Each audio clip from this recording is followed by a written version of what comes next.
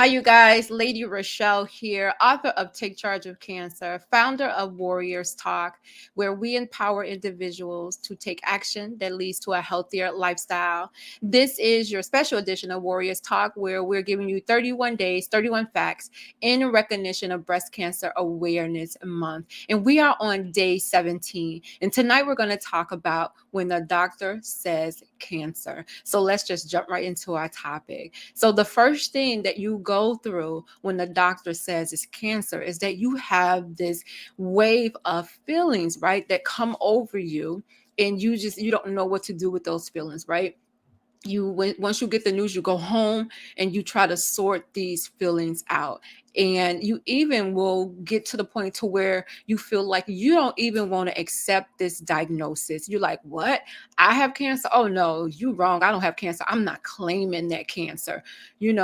You have cancer, but cancer does not have you. So you got to figure out what your next move is going to be with this diagnosis. So the first thing you got to do is you got to accept those feelings that come with this diagnosis, and you have to learn how to push past those feelings and know that those feelings are normal. You are going through something. You just got some devastating news that is going to be life altering. Why wouldn't you have feelings?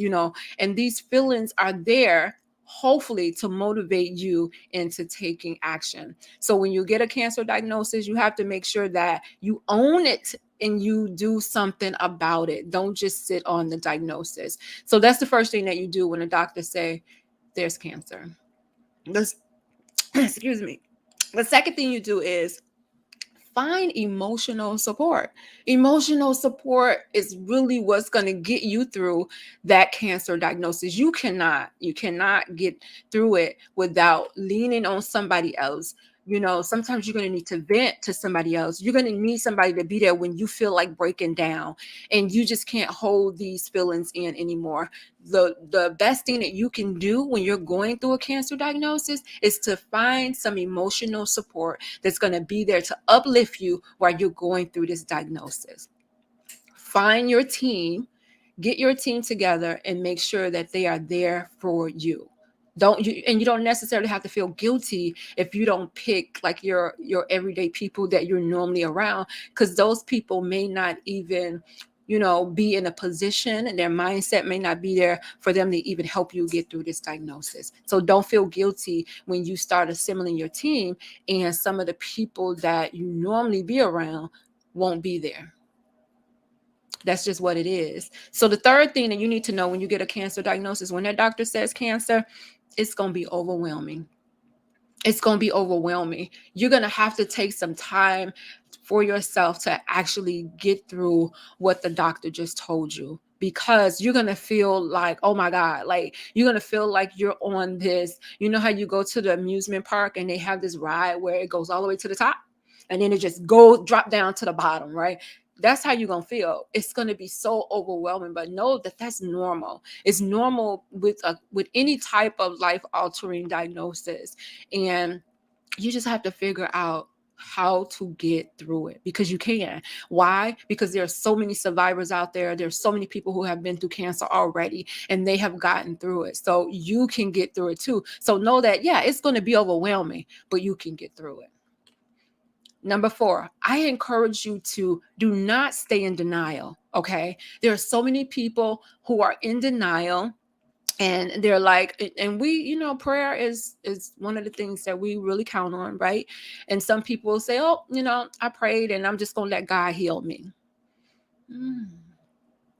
God put the doctors here for a reason, right? The doctors are here for a reason, right? And God allowed them to come up with these different types of treatment, medicine, to treat people when they are sick with different things. So don't feel like, you know what, I'm not taking any medicine, I'm not doing any of that. And let me say, it's a personal choice on what you want to do once you get the news that you have a cancer diagnosis. It's a personal choice to make a decision on what you're going to do after that. I'm encouraging you not to stay in denial, but do something about it. Why? Because that cancer is still going to continue to grow in you, whether you're denying it or not. Whether you denying its existence in you is going to continue to grow. So don't stay in denial. Get past it. And if you're in denial and you don't believe the diagnosis that the doctor gave you, then get a second opinion. Get a second opinion, and that second opinion hopefully will calm your fears and get you to move past it. All right, so number 5, when the doctor says cancer, you are going to be angry. You're going to be angry at yourself. You're going to be angry at the doctor. You're going to be angry at people who don't have cancer. You're going to be like, oh my God, it's bad people in jail who done killed people. Why can't they get cancer? Like, why do I have cancer? I'm not a bad person. Like, you're going to be mad.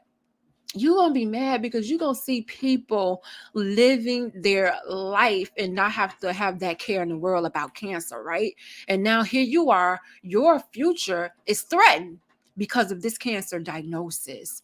Kenya says, I believe denial is being in shock. Absolutely. I do too.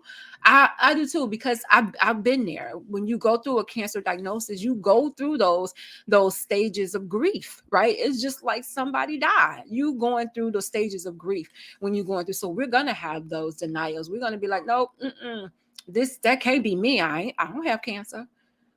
So you have to make sure that you get past that denial, because if you stay stuck there, time is passing, the cancer is still growing, and you may run out of time. So make sure that you learn how to get past the denial so that you can make sure that you're making the best choices to stay here.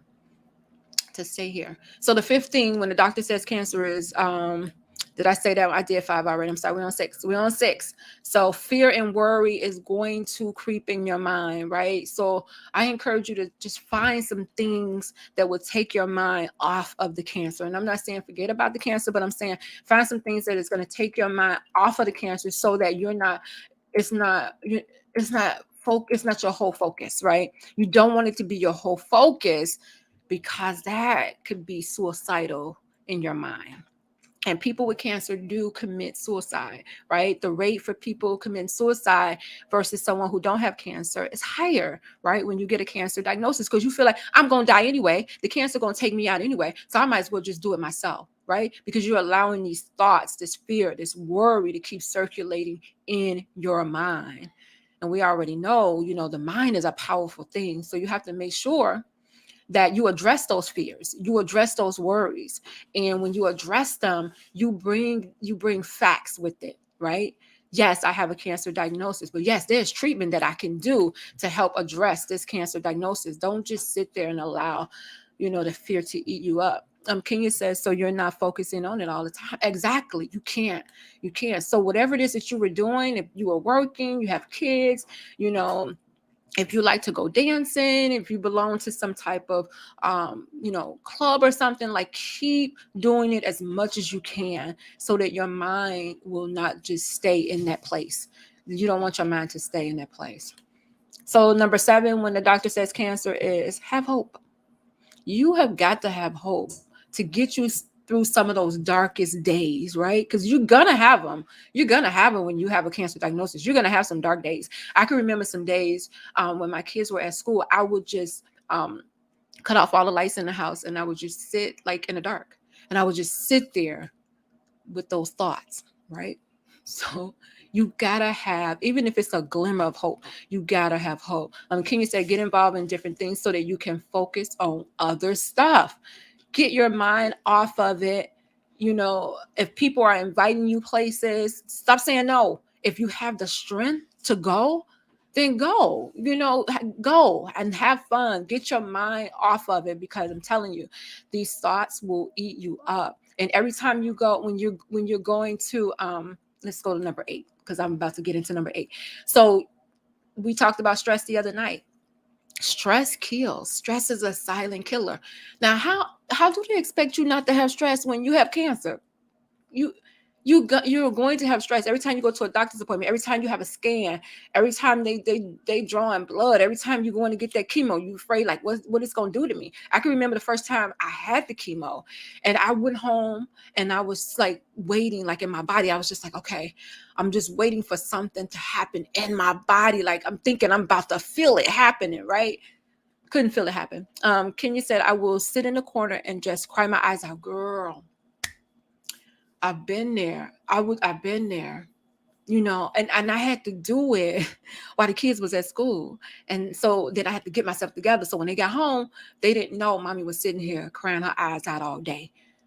And you, like I said, you're going to have those days. So don't feel like, oh, something wrong with me because I'm feeling this way. No, you just got a life altering diagnosis that's going to change your whole world moving forward.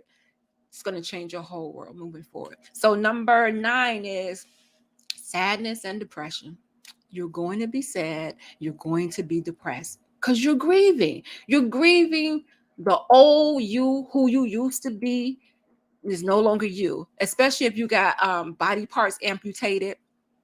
When you lose your hair and you're looking in that mirror, you're grieving. You're grieving because a part of you has died. And when something dies, you grieve. So you have a right to be sad and depressed, but don't stay there. Do not stay there. And if you feel like you need help, go and get help. Don't be afraid to go and get some help if you need to talk to somebody, right? I'm not advocating for them prescribing you any medicine, right? Because you're already taking chemo. You're already giving you medicine before you take the chemo. You got to get your prep medicine. So I'm not saying that, but I'm saying go and talk to somebody and get that stuff out of your head. Kenya says, I find myself in that mode every time it comes to getting my mammograms done. That process shouldn't be that way though. But for some reason it is. And a lot of people shy away, Kenya, from getting those mammograms because they're afraid. It makes them depressed because they've heard these horror stories. And if you went in there and you probably had a horror story, then But a lot of women have that same feeling when they go and get those mammograms. I'm going to encourage you to keep getting them. Just keep getting them. But you have a right to feel sad or depressed. But I'm going to encourage you to don't stay there and seek help because there is help out there. So, like I said, you're grieving who you were inside, your new normal. You just have to figure out what that new normal is. And and you don't have to be in a rush to figure it out, right? Especially when you're still going through treatment. You don't have to be in a rush to figure it out. You have some time to figure out, all right, what am I going to do now? Now, before I was able to do this, and now take your time. Nobody's rushing you. Nobody's rushing you. Take your time and heal. Take your time and move forward in the way that you want to. So number 10, when the doctor says cancer is, you're going to feel guilty, especially when people die. You're going to have that survivor's remorse, right? I feel that way because my sister died at 52 with cancer, and then my dad died at 71 with cancer. And I feel like, why am I still here? And especially when I see like some of my sister survivors that pass away, and I'm like, Jesus, like what? Like what's really happening? Like you have that survivor's remorse. You feel so guilty because it's like you just wondering like, okay, what did I do to still be here? You know, and it's normal. It's normal to feel that way, but you can't. Everybody's journey is different. Everybody's destination is different, and everybody's plan that God has, his plan and his purpose for our life is different. And when he feels that we have fulfilled that purpose, and although we may feel like, oh God, they still have some living to do, but he may have feel like their purpose have been served, and so he takes them. And we're left here like, oh wow, like why am I still here? So that's a normal feeling. That guilty is a normal feeling. So number 11, when doctor says cancer, you're gonna feel lonely. You are, because you're gonna feel like nobody understands how I feel. Like nobody understands how I feel with this cancer diagnosis, and everybody you talk to, you're gonna feel lonely until you really get around some survivor sisters who have been through what you have been through, and they're able to identify with that pain. They're able to identify with all of those things that you're going through. But you're gonna feel lonely, baby, especially if nobody else in your family has had cancer. And every time you tell them something or tell your friends something, like, oh girl, you're gonna be all right. Oh girl, you brave. Oh girl, you getting some new boobs. People just, they say the darndest thing. Kenya says, yes, I had to learn that everybody's journey is different, even though you may have been diagnosed with the same thing. And this is true. This is true. So when people come and tell you, oh, so and so had cancer and this is what they did XYZ, that's not me. All right. This is my body. My fight is different, right? You don't know what else people have going on in their bodies. And so even if the medicine works for you, it may not work effectively for me. So don't compare yourself to somebody else's journey. Just run your race and pray for that other person, because you know you would depress yourself trying to figure out, well, she said that she used chemo or she did the holistic way and I didn't, and now she don't. Make your decision on how you're going to treat your cancer, how you're going to take control of that cancer. Be confident in your decision with no regrets. With no regrets. And this is why you have to not involve a lot of people when you first receive your diagnosis, because they will cloud your judgment on what to do. So you just have to make sure that you're careful with who you share the information with. And eventually, if you want to share with everybody, fine, but just be careful. So number 12 is gratitude, right? And this may not come at the beginning. It may not come when you first get that diagnosis and you're trying to accept what's going on.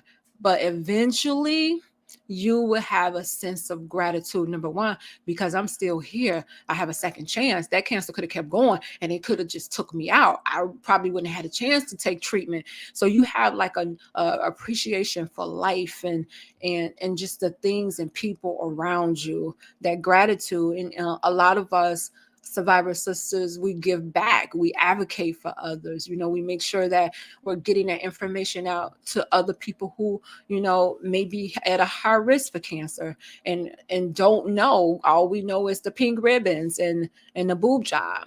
Kenya says, I think it's your preference if you want to go the holistic way or chemo. I totally agree. It's totally up to you. And don't feel guilty for what you choose, right? If you research the way that you want to go, right, and you feel in your heart that this is the way that the way that I want to go and I'm satisfied with this way, then don't allow people to make you feel guilty, because ultimately you have to live with those decisions that you make. And who's to say one way is the right way and one way is the wrong way when it's your body, right? So if it's your body, then you should be deciding what way is the right way. Do your research. It's so much information out here right now that we should be able to make an educated decision when it comes to our health. And a lot of times we're in a space when we get that diagnosis to where we're scared, and we want to get this cancer out of our body. So sometimes we're rushed into making a decision, right? And I just pray that if you receive a cancer diagnosis, that you would not be rushed, right? Because it's your life. Again, you're going to have to deal with that decision for the rest of your life. So don't allow yourself to be rushed. Now, don't allow time to slip away, and don't use second opinions as a stall tactic, but really use that time to get some information to empower yourself to make the right decision that you feel comfortable with. Kenya says, I'm not the person to push things up on anyone. I just tell people what I've done on my journey. And that's all you can do, really. That's all you can do, is just bless someone else with your testimony. And you would be amazed at how many people is blessed by your testimony. Sometimes I never understood how some people be like, I don't want to talk about my cancer, girl. No.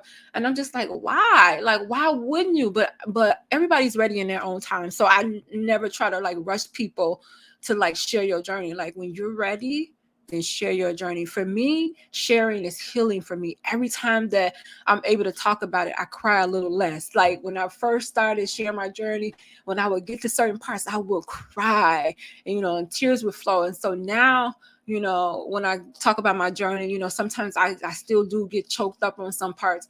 But the more and more I share, the more and more I'm being healed by my journey. And I know that other people are being blessed. So continue to share your testimony. That's where you give people that hope. It comes from hearing that others have made it through.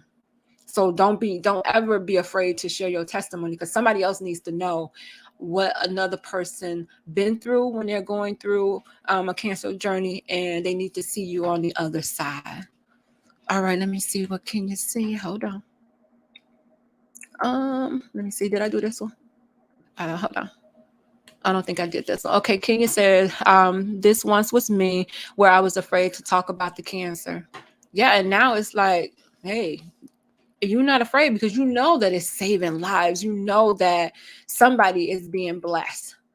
Somebody's being blessed by your story. So don't be afraid. And when I was diagnosed, I was seeking out individuals that were like survivors, like 10, 20, 30 years. I was seeking out those survivors because I wanted to see, like, how long can you last after you done been through this chemo, this radiation, and them cutting on you. Like, I looked for those women and I found them, and I allowed them to mentor to me as I was going through. So never be afraid to share your story with someone, because you don't know who you may be blessing, and you don't know who life you may be saving. And it's just that little glimmer of hope that people need to just push them through. So I encourage you to continue to sharing your testimony. Kenya, thank you so much for your input. I appreciate the support. You guys, we're on day 17. We just talked about when the doctor says cancer. Tomorrow is day 18. We're going for 31 days for 31 facts in recognition of Breast Cancer Awareness Month. This is the Lady ReShell, author of Take Charge of Cancer and the founder of Warriors Talk, where we empower individuals to take action that leads to a healthier lifestyle.